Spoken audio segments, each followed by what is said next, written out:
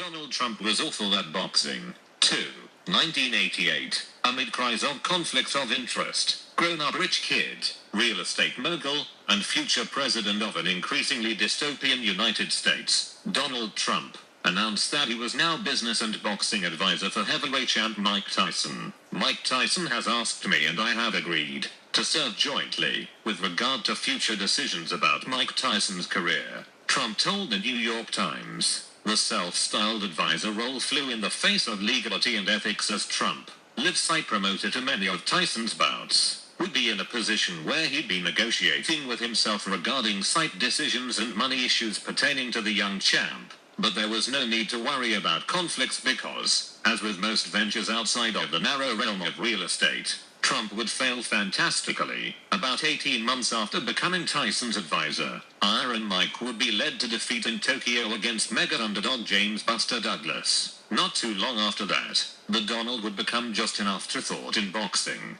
All in all, Trump's time as a major player in the sport lasted about 5 years, beginning with Jerry Cooney Michael Spinks in 1987 and ending, for all intents and purposes, with Evander Holyfield George Foreman in 1991. There were some ventures before and some after, but most of the heavy earning was done in that time span, when Trump was able to leverage his money and relationship with Don King into some highly profitable events for his Atlantic City casino interests. As is usually the case with all things Trump, his success is claimed by throwing money at the project, usually other people's money, and blowing smoke up asses to secure the deals he wanted. Trump inflated purses for fights to lure them into his Atlantic City home base and away from fight capital Las Vegas. He made some quick scores with a few big fights in his time, innovating the moving walkway concept to take fight fans from the arena directly to his casino after the fight. His biggest stroke of genius, though,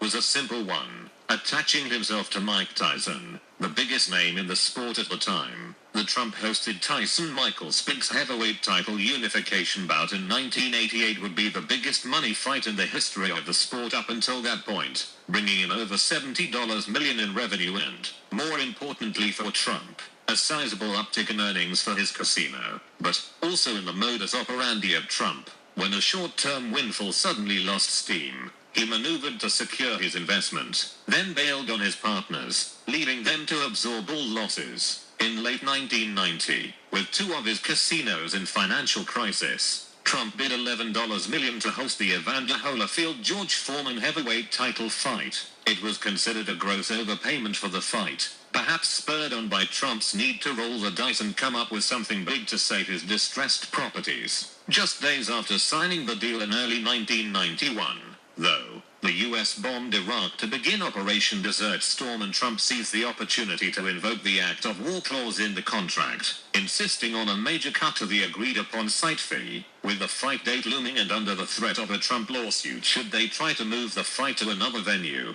Holyfield's and Foreman's promoters, Main Events and Top Rank, were forced to settle for just about half of what Trump had been contracted to pay. On display here was another classic in the Trump repertoire: the strategy of violating contracts at will, knowing that the cost of a long legal battle would be greater to the victim than the money lost from Trump's unethical restructuring of the deal. "We just didn't want to get into litigation over the money," Holyfield advisor Shelley Finkel explained to the Baltimore Sun at the time. "This was unprecedented," Main Event's Kathy Duva told CNN. "If your claim to fame is that you've taken money from other people and haven't delivered what you promised, that doesn't make you a genius businessman. That makes you a thief." Holyfield Foreman would be Trump's last major fight, and, shortly after that, the slow unraveling of Trump's Atlantic City casino empire accelerated. But Trump, gifted with a keen ability to see and exploit the greed and or fear of potential investors, escaped his boxing failures unblemished,